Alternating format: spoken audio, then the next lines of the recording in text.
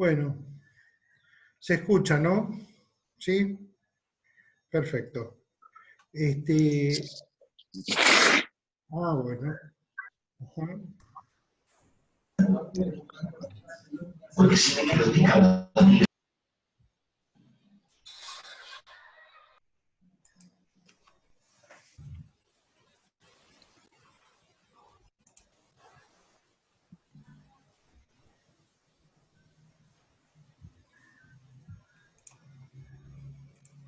Bueno,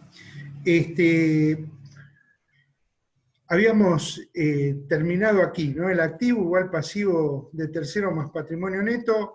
Vi ahí en el chat que alguno estaba preguntando lo que se cortó, igual yo ya lo grabé, este primer bloque, lo vamos a poner seguramente un rato después que terminemos esto, lo vamos a subir al campus. Y por otro lado, yo voy a estar hablando un ratito más y a las 6:15, más o menos, 6:20, va a empezar a comentar algunas cuestiones Carlos Paul. A su vez, ¿qué otra cosa me queda? Bueno, tendríamos que hablar un poco sobre capital patrimonio. Tengan presente que nosotros en contabilidad, ya hay alguna parte de los conceptos que yo vine desarrollando, son conceptos técnicos, es decir, que nosotros debemos apropiarnos de esa terminología. Lo has estado haciendo cada noche y me preguntaba si significaba algo. Pues no significa nada. ¿Estás seguro? La corteza prefrontal regula el control de los impulsos. Es posible que al estar dormidos los aspectos reprimidos de nuestra personalidad simplemente salgan a la superficie. No embellezcas con ciencia tu mula de nueva era. Y tú también haces ruidos al dormir y no te acuso de reprimir tu sierra eléctrica interior. Si quieres que me ponga... Bueno, ahí estamos. Decíamos el capital y el patrimonio. En general hay una diferencia entre capital y patrimonio. Incluso habría una diferencia entre patrimonio y patrimonio neto. Si bien es cierto que en contabilidad, cuando uno habla de patrimonio, lo toma como sinónimo de patrimonio neto, pero esto uno lo tiene que tener presente. ¿Qué es lo que dice? La ley de sociedades comerciales, cuando se constituye un ente jurídico, dice todo ente debe tener un capital. ¿Por qué? Porque es el inicio, como veíamos más arriba, son los recursos iniciales con los cuales va a poder financiar las aplicaciones de fondo el ente, ¿para qué? Para lograr su objetivo. Y entonces ahí la ley de sociedades en su momento decía, bueno, el aporte destinado al capital debe estar sujeto a una evaluación dineraria. Es decir, que los aportes no pueden ser en suspenso. Tienen que ser lícito el aporte destinado a ello, ¿no? ¿Qué pasa si una entidad pierde su capital social? Bueno, entra en disolución, porque no puede existir un ente sin un debido capital.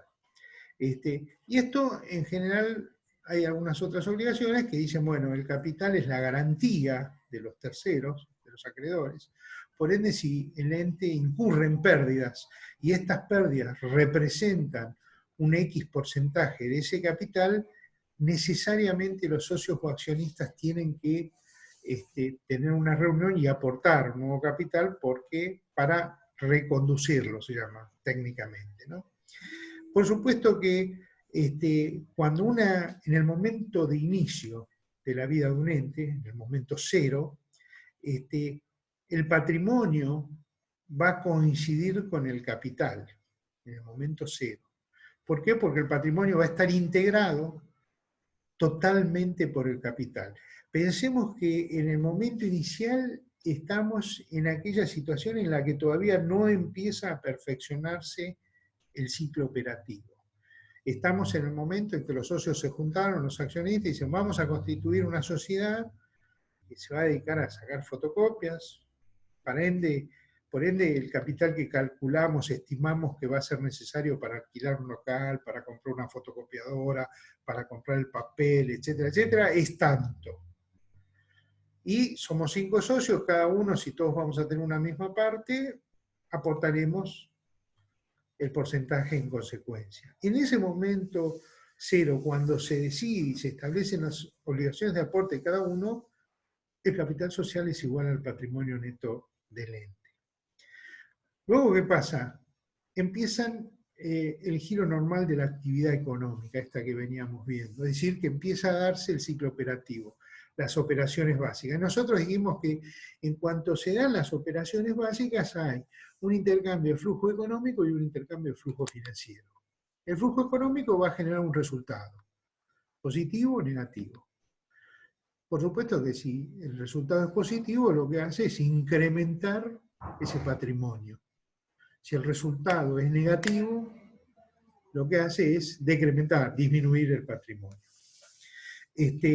Bueno, la RT16, de vuelta la traemos acá para tenerlo presente, esto es el marco conceptual, señala que el patrimonio neto es el resultante del aporte de los propietarios o asociados y de la acumulación de los resultados. Por eso yo decía que el patrimonio, si hay resultados positivos, va a aumentar, si hay resultados negativos, va a disminuir.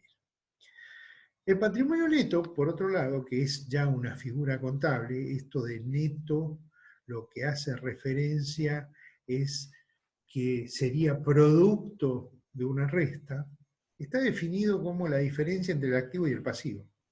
Es decir, que si uno pone una fórmula, diría patrimonio neto igual a activo menos pasivo.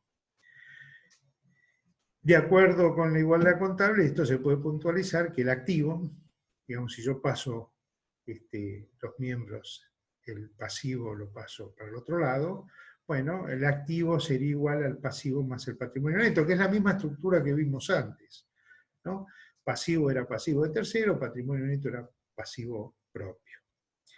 Por ende, se infiere que el patrimonio neto, de acá, es la porción del activo correspondiente a los propietarios del ente. Esto sí, solo si el activo es más grande que el pasivo.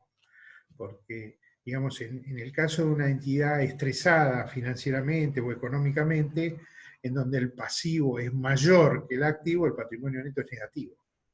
Es decir, digamos que el patrimonio neto fuera 1 millón, y yo debo, el activo, perdón, fuera 1 millón, y el pasivo fuera 1.600.000, ¿qué va a pasar? El patrimonio neto es negativo de 600.000. Esto, en general, digamos, financieramente o en finanzas, uno dice, bueno, eso no puede ser. Antiguamente decían, no puede existir patrimonio neto negativo.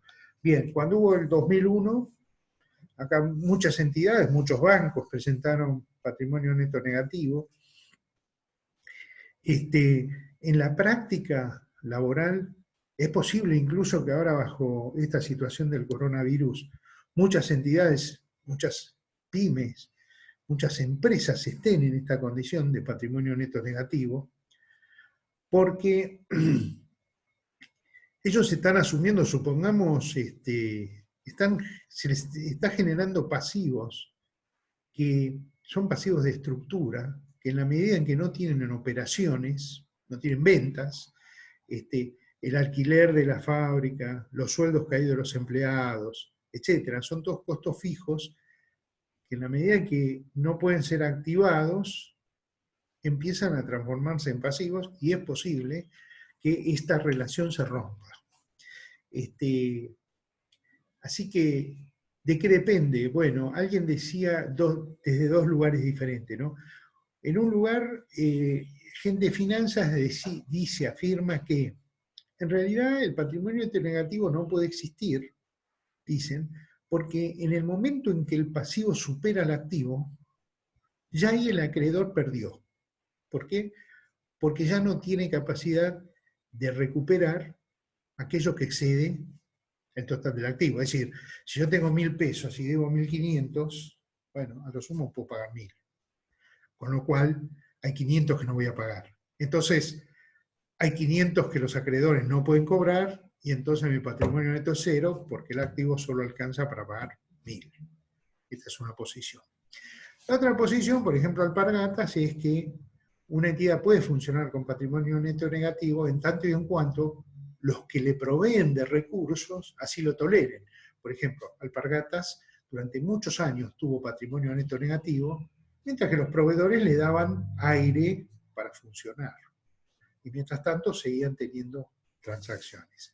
Bueno, esta es una descripción que, bueno, después podemos seguir charlando en esto, pero para que uno tenga esto de matemática funciona, digamos, el significado de esta relación y cómo en la práctica puede funcionar, y lo que probablemente nosotros próximamente veamos, ¿no? O sea, después de esta pandemia, y es lo que se está planteando en el mundo, va a haber quizás una